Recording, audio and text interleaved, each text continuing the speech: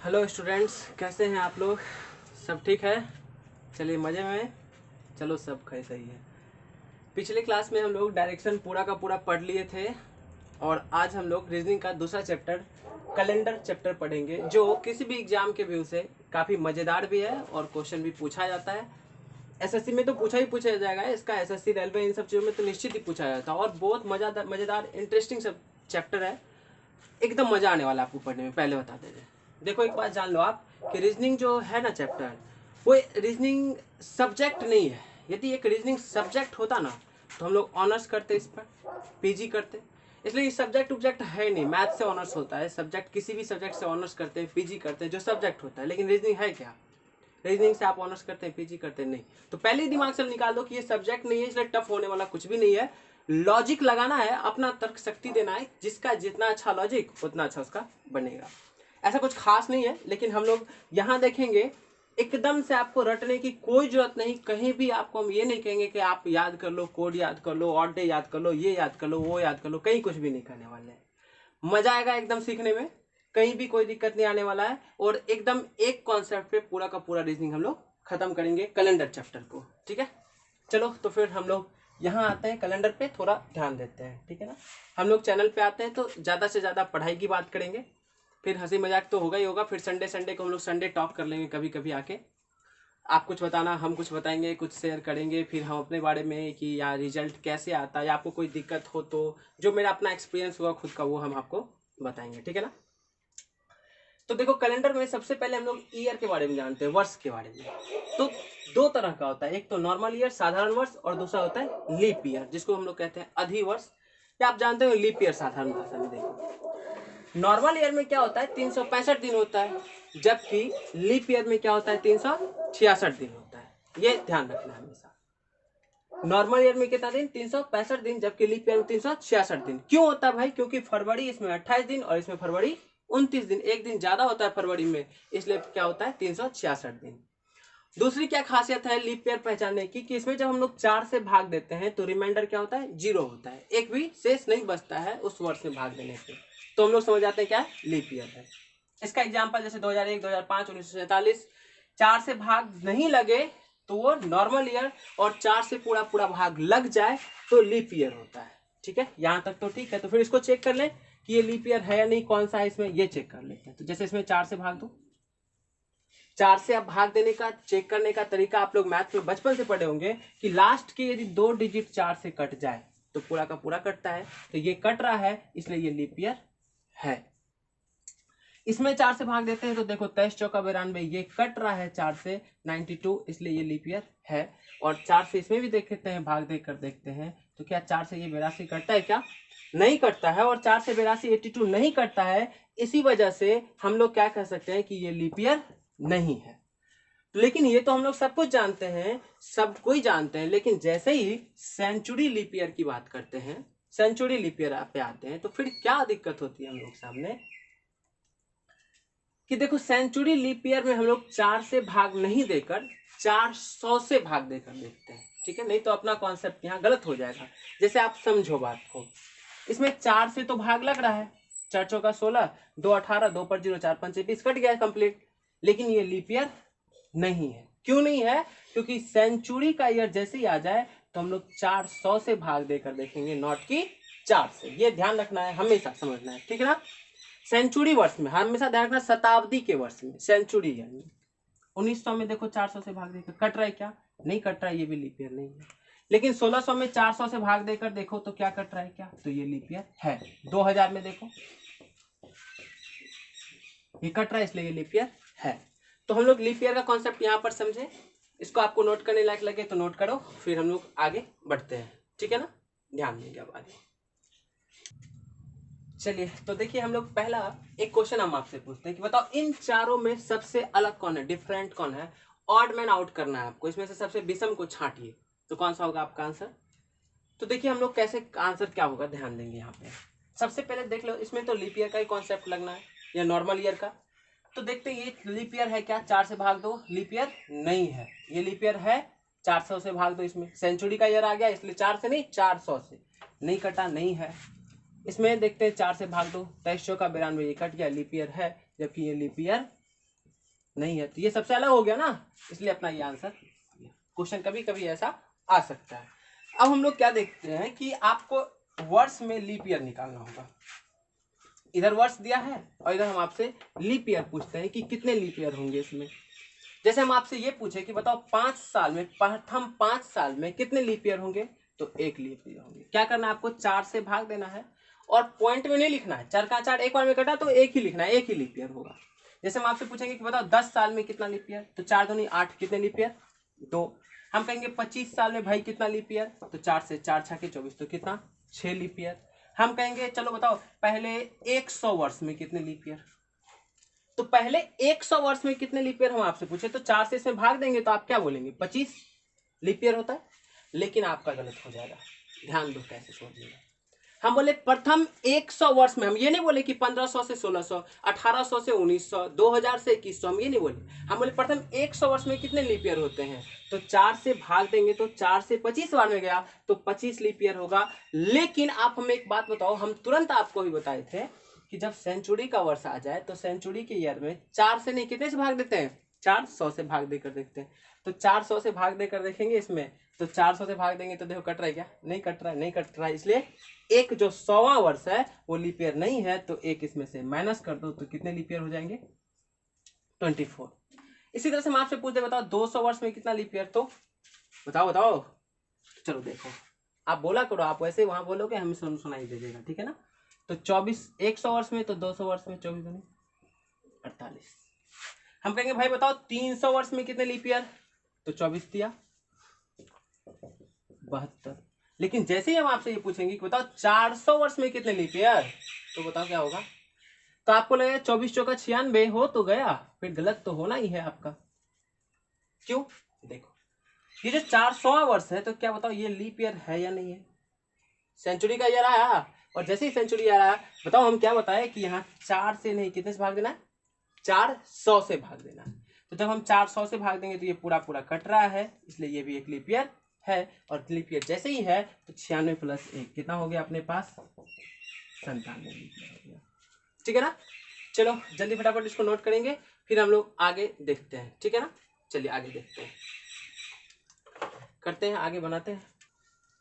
तो हम लोग इसे अभी देखेंगे क्या कि अब ऑड डे का कॉन्सेप्ट देखते हैं। भाई ऑड डे किसको कहते हैं, अब ये समझो। और यही सबसे मेन चीज है जिसपे पूरा का पूरा कैलेंडर अपना डिपेंड करता है, और इसी से हम लोग सारे क्वेश्चन को सॉल्व करेंगे। इस कॉन्सेप्ट को समझिएगा। ऑड डे किसको कहेंगे तो थोड़ा ध्यान देंगे। देखो 7 से भाग देने के बाद रिमाइंडर ऑफ 7, 7 से भाग देने के बाद जो भागफल बचता है, शेषफल बचता है, उसी को क्या कहते हैं हम लोग, ऑड डे कहते हैं। जैसे कि हम कहें कि बताओ 15 दिन में कितने ऑड डे होंगे, तो 7 दूनी 14, एक बचा तो कितना ऑड डे हो गया, एक ऑड डे हो गया। हम कहेंगे 10 दिन में कितना ऑड डे होगा, तो 7 का 7 कितना बच गया, 3, तो 3 ऑड डे होगा। तो फिर इसी तरह से हम लोग इधर ऑड डे लिखेंगे, हम आपसे पूछते चलेंगे, आप बताते चलना फटाफट अपने मन में कि ऑड डे कितना कितना होगा। इधर हम लोग लिखते हैं दिन। ऑड डे का मतलब क्या समझे हम लोग, कि ऑड डे का मतलब समझे कि 7 से भाग देने के बाद जो रेस्ट बच जाएगा वही क्या होता है, ऑड डे होता है, ठीक है ना। क्लियर है, चलो ठीक है। अब देखो हम कहें कि 10 दिन में कितना ऑड डे, तो 7 से भाग दो, कितना बचा 3, तो ऑड डे कितना 3। हम कहें भाई 15 दिन में कितना ऑड डे, तो 7 दूनी 14, कितना बचा 1, तो कितना देंगे 1। हम कहें बताओ 30 दिन में कितना ऑड डे, तो 7 चौका 28, कितना बचा 2, तो 2 ऑड डे। हम कहें बताओ 365 दिन में कितना ऑड डे, 7 से भाग दे देंगे, तो 7 × 5 = 35, 7 दूनी 14, कितना बचा 1। हम कहेंगे 366 दिन में कितना ऑड डे, तो 2। हम कहेंगे बताओ 4 वीक में कितना ऑड डे। एक बात बताओ, एक सप्ताह में कितने दिन, 7 दिन, तो 4 सप्ताह में तो क्या फिर 7 से कटेगा क्या, 7 चौका 28, पूरा पूरा कट गया, मतलब 0, एक भी नहीं बचा, मतलब 0 ऑड डे, ऑड डे नहीं है। हम कहेंगे बताओ 10 सप्ताह में कितना ऑड डे, एक भी नहीं, 0, 7 चौका 28, 0, ठीक है ना। हम कहेंगे कि बताओ 366 दिन में कितना ऑड डे, 7 से भाग दो, 7 × 5 = 35 और 7 दूनी 14, कितना बचा 2, तो ये 2 ऑड डे हो गए। मतलब हम कहेंगे जनवरी महीने में कितना ऑड डे, तो 7 चौका 28, 3 बच गया, तो 3 ऑड डे 31 दिन का होता है। फरवरी मार्च अप्रैल कुछ भी पूछे, कितना भी दिन पूछे, तो क्या हम लोग ऑड डे निकाल लेंगे क्या। आराम से निकल जाएगा। अब हम आपसे एक क्वेश्चन पूछते हैं कि देखो, जैसे कि अपने पास क्वेश्चन ये कहाँ हेल्प आएगा, पूरा का पूरा कैलेंडर इसी पर डिपेंड करता है, पूरा का पूरा एकदम चुटकी में उड़ा देगा, एकदम से हलवा बना देगा इसका, ठीक है ना। देखो कैसे हम आपसे क्वेश्चन पूछे, बताओ आज सोमवार, आज क्या है भाई, सोमवार है, तो आप बताएंगे हमें 25 दिन बाद कौन सा दिन होगा, 25 दिन बाद बताओ, 25 दिन बाद कौन सा दिन होगा। तो बताओ आज सोमवार है, यदि आज मंडे है तो 25 दिन बाद पूछा तो 25 में 7 से भाग दे दो ना, 7 या 21 कितना होता है 4, तो सोमवार में 4 जोड़ दो, तो मंडे में 4 प्लस कर देंगे, तो मंडे में 4 प्लस करेंगे तो क्या हो जाएगा 4 1 5, 5 कौन सा दिन, फ्राइडे, शुक्रवार। क्या क्लियर है क्या, बस इतना सा आंसर। हम कहेंगे भाई बताओ आज सोमवार है तो बताओ 36 दिन पहले क्या होगा, हम आपसे पूछेंगे 36 दिन पहले कौन सा दिन होगा ये बताओ। तो 36 दिन पहले जैसे ही पूछा आपसे तो देखो 7 पचे 35, तुरंत इसमें क्या करना है, कुछ नहीं करना, 7 से भाग दे देंगे, 7 पचे 35, बचा कितना 1। और जब जैसे ही पूछे पहले, तो पहले पूछे तो माइनस करेंगे, बाद में पूछे तो क्या करेंगे प्लस करेंगे, ये ध्यान रखना। तो मंडे था, एक क्या करना है, पहले पूछ रहा है ना, माइनस करना है, मंडे में से एक माइनस कर दिए तो क्या आ जाएगा अपना आंसर संडे, ठीक है। लिखने लायक लगे तो लिखते चलेंगे। एक क्वेश्चन आप हमें बताएंगे 4 सप्ताह बाद कौन सा, क्वेश्चन इसी में है, आज यदि मंडे है तो 4 सप्ताह बाद कौन सा दिन होगा, 4 सप्ताह बाद कौन सा दिन होगा बताओ, बताओ यार, कुछ है ही नहीं, 4 सप्ताह बाद मतलब कुछ नहीं, जीरो, 4 सप्ताह बाद मतलब ऑड डे जीरो, मतलब मंडे है तो मंडे ही आंसर होगा। हम कहेंगे बताओ भाई आज मंडे था तो 32 दिन बाद कितना होगा, आप कहेंगे सर एक महीना में तो 30 ही 31 दिन था, अरे 32 दिन पूछे, महीना की बात थोड़ी किए हम। बताओ 35 दिन बाद क्या होगा, 32 दिन बाद क्या होगा बताओ, 7 चौका 28, 7 चौका 28 कितना बचा 4, जैसे ही 32 में 7 से भाग दी 7 चौका 4 बचा, बाद पूछ रहा प्लस की माइनस प्लस, ठीक है, बात पूछ रहा है इसलिए प्लस, तो मंडे में 4 प्लस कर दो, मंडे में 4 प्लस कर दिए, क्या गया शुक्रवार अपना आंसर। ये है ऑड डे का चमत्कार, ठीक है ना। आगे देखेंगे हम लोग और भी क्वेश्चन इस पे कैसे कैसे बनता है। अच्छा एक चीज हमें आप बताओ, ये ऑड डे क्लियर है, इसको स्क्रीनशॉट लेना चाहते हैं तो आप लेंगे, फिर हम लोग आगे बढ़ेंगे। क्वेश्चन आपसे पूछा जाता है, क्वेश्चन आपसे ऐसे पूछेगा कि बताओ 365 दिन बाद कौन सा दिन होगा, यदि आज सोमवार है तो 365 दिन बाद कौन सा दिन होगा। तो यदि आज सोमवार है तो 365 दिन बाद जैसे पूछा तो 365 में 7 से भाग दे दो, 7 5 35, एक बचाना ऑड डे, बाद पूछ रहा है इसलिए क्या हो जाएगा, सोमवार में क्या हो जाएगा +1 हो जाएगा, मंगलवार हो जाएगा। क्लियर, चलो क्लियर, स्क्रीनशॉट लेना लगे, जल्दी से लिखेंगे फिर आगे बढ़ते हैं, हम अगला देखते हैं, ठीक है। चलो अब हम लोग, तो एक क्वेश्चन आपके सामने क्या कह रहा है, देखो 25 नवंबर को मंगलवार, तो 2 नवंबर को कौन सा दिन होगा, बताओ 25 से 2 में कितने का अंतर, 23 का 7 से भाग देंगे, 7 21 कितना बचा 2, प्लस की माइनस माइनस, क्यों पहले वाला पूछ रहा है, इसमें से 2 माइनस कर दो तो कौन सा आंसर होगा रविवार। क्लियर, चलो देखो अब हम लोग ना कैलेंडर को का 3 केस पढ़ेंगे, ठीक है ना।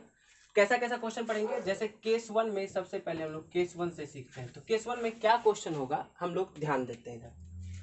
इसमें क्या होगा ना, डेट और मंथ दोनों सेम होगा, बाकी का डेट और मंथ क्या होना है सेम होना है, जैसे कि 15 जुलाई दे दिया 2003, और इधर दे दिया क्या 15 जुलाई, डेट और मंथ को सेम रखना है, इसमें क्या करेंगे डेट और मंथ सेम, 2015 को ये दे दिया 2003 को ट्यूसडे, मान लो ऐसा दे दिया मंगलवार, तो इस दिन कौन सा दिन होगा, ये आपसे क्वेश्चन पूछा। देखो हम केस 3 3 केस क्यों पढ़ेंगे इसमें, हम आपको क्यों बोले ये 3 केस की बात, तो ध्यान देना।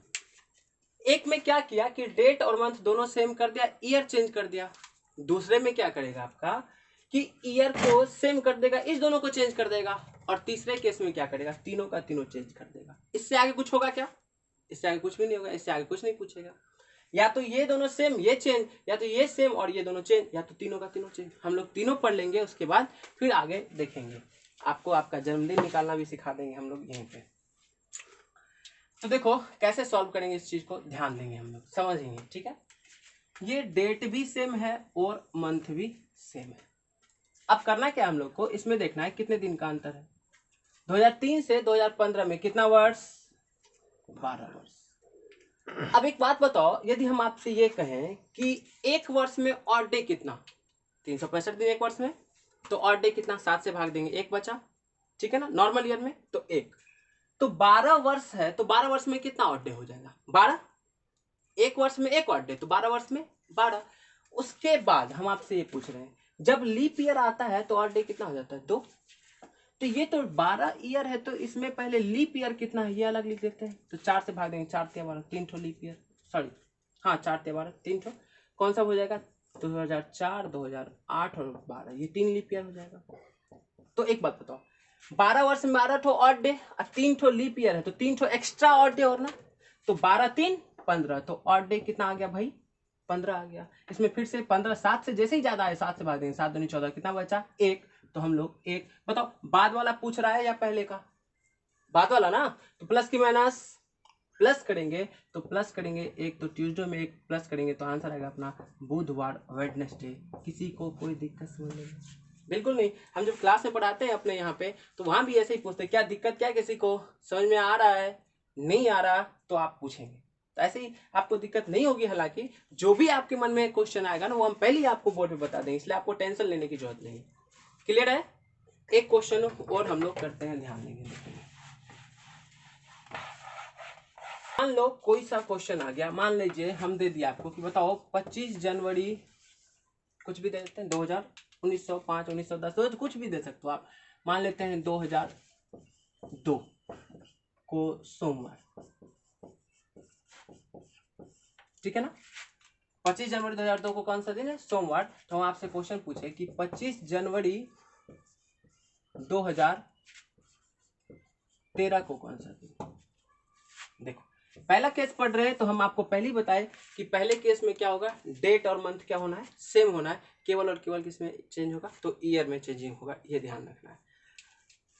अब एक बात बताओ, देखना थोड़ा ध्यान, ये भी सेम, ये भी सेम, बताओ कौन सा केस, केस नंबर 1, इसमें क्या है, ईयर में कितने का है, तो 2 से 13 में कितने साल का अंतर, 11, तो ये 11 वर्ष का, हमें ऑड डे निकालना, हमेशा ध्यान रखना, प्लस अब 11 वर्ष में लीप ईयर कितना आएगा, 4 से भाग देंगे, 4 दूनी 8 2, तो कौन सा लीप ईयर आ रहा है इसमें देखते हैं, एक तो 2004 आ रहा है, एक 2008 आ रहा है, और एक 2012 भी तो आ रहा है ना, 4 8 और 12, 2012 3 ठो लीप ईयर है, तो 3 लीप ईयर इधर, तो 11 3 14, और 14 में ऑड डे कितना, 7 से भाग देंगे, कितना बचा, 0, तो क्या सेम डे हो जाएगा क्या,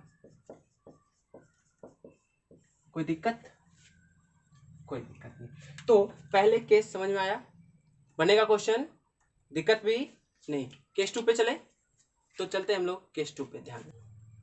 तो हम लोग केस 1 का कुछ क्वेश्चन देखे, 2 क्वेश्चन समझ में आ गया होगा। हमें लगता है कि अब दिक्कत इसमें बहुत आसान है, कुछ नहीं, बस ये दोनों सेम ही रहना है, इसमें अंतर देख लेना किसने वर्ड्स का, और आप 7 से भाग दोगे आंसर आ जाएगा, ठीक है। तो आज इतना ही रहने देते हैं इस पहला वीडियो कैलेंडर का। नेक्स्ट वीडियो हम लोग अगले वीडियो में देखेंगे दूसरा और तीसरा केस, उसके अलावा जो क्वेश्चन बनता है कैलेंडर का वो भी, और फिर हम लोग कैलेंडर को समाप्त करते हैं। तो आप लोग कुछ नहीं करना है, बस एक बार चैनल को लाइक करेंगे, सब्सक्राइब करेंगे और शेयर कर देंगे अपने दोस्तों के बीच, बाकी बताते रहना है। All the best.